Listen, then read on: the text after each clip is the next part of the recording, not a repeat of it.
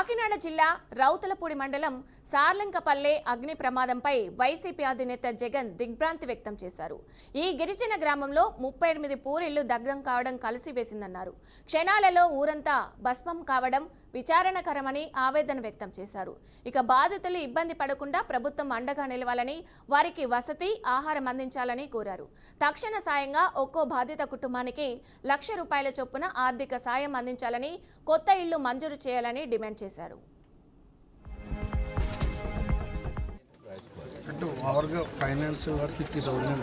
అలా కాదు, ఇప్పుడు కొంతమంది రేషన్ కార్డులు కాలిపోయినాయి, సర్టిఫికేట్లు కాలిపోయినాయి, ఎస్టీ సర్టిఫికేట్లు కాలిపోయినాయి. అన్నీ కూడా నోట్ ఏ మనిషికి ఎదురకుండా ఏం పోయినాయి మొత్తం రాసుకుంటే మళ్ళీ అవన్నీ కూడా ఒకేసారి ఇష్యూ చేయడానికి వీలుగా ఒక కుటుంబం ఉందనుకోండి, కుటుంబం. తెలంగాణ రాష్ట్ర మున్సిపల్ ఎన్నికల్లో బీజేపీ ఒంటరిగానే పోటీ చేస్తుందని ఆ పార్టీ రాష్ట్ర అధ్యక్షులు రామచంద్రరావు స్పష్టం చేశారు. తమ పార్టీకి ఎవరైనా మద్దతు తెలిపితే స్వాగతిస్తామని అన్నారు. జనసేన ఒక రాజకీయ పార్టీ అని, ఆ పార్టీ తెలంగాణ మున్సిపల్ ఎన్నికల్లో పోటీ చేస్తే ఎలాంటి అభ్యంతరం ఉండదన్నారు. శాసన మండలి ఎన్నికల్లో పోటీ చేయడానికి గులాబీ పార్టీకి అభ్యర్థులే కరువయ్యారని ఎద్దేవా చేశారు.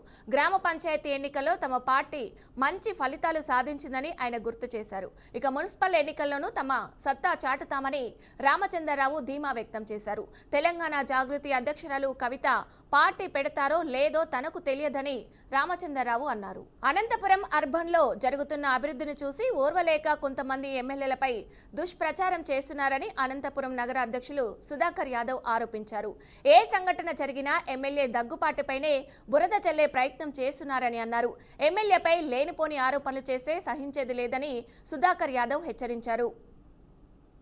అనంతపురం అర్బన్ ఎమ్మెల్యే దగ్గుపాటి ప్రసాద్ గారిపైన కొంతమంది గిట్టని వాళ్ళు, అలాగే ఆయన రాజకీయ ఎదుగుదలను ఓర్చుకోలేక అనంతపురం అర్బన్లో ఏ సంఘటన జరిగినా దానికి ఎమ్మెల్యేకి, ఆ సంఘటనను ఎమ్మెల్యేకి అనువాదిస్తూ ఎమ్మెల్యే పైన బురద జల్లే కార్యక్రమం గత కొన్ని నెలలుగా జరుగుతూనే ఉంది.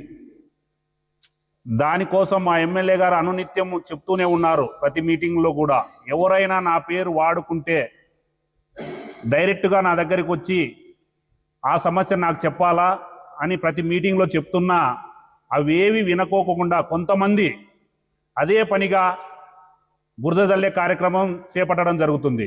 అతి తక్కువ కాలంలోనే రాజకీయంగా నిలదొక్కుంటున్నాడు.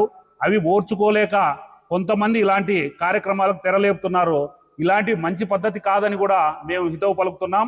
అనంతపురం అర్బన్ ఎమ్మెల్యే దగ్గుపాటి ప్రసాద్ గారిపైన దేశీయ స్టాక్ మార్కెట్లు నష్టాలతో ముగిశాయి. సెన్సెక్స్ 250 పాయింట్ల నష్టంతో 83,627 వద్ద ముగిసింది. ఇక 57 పాయింట్ల నష్టంతో 25,732 దగ్గర నిఫ్టీకి బ్రేక్ పడింది. ఇక అంతర్జాతీయ మార్కెట్ నుంచి మిశ్రమ సంకేతాలు, విదేశీ మదుపర్ల అమ్మకాలు, టారిఫ్ భయాల వేళ మదుపర్ల లాభాల స్వీకరణ వంటివి ప్రభావం చూపాయి. ఇక ముఖ్యంగా కన్స్యూమర్ డ్యూరబుల్స్ అలాగే రియాలిటీ స్టాక్స్లో అమ్మకాలతో సూచీలు ఒత్తిడి ఎదుర్కొన్నాయి. ఇక సెన్సెక్స్ 30 సూచీలో ట్రెండు, అలాగే L&T, రిలయన్స్, ఇండిగో, మారుతి షేర్లు ప్రధానంగా నష్టపోయాయి. ఎటర్నలు, ఏఐసిఎస్ బ్యాంకు, అలాగే టెక్ మహేంద్ర, SBI, TCS షేర్లు లాభపడ్డాయి.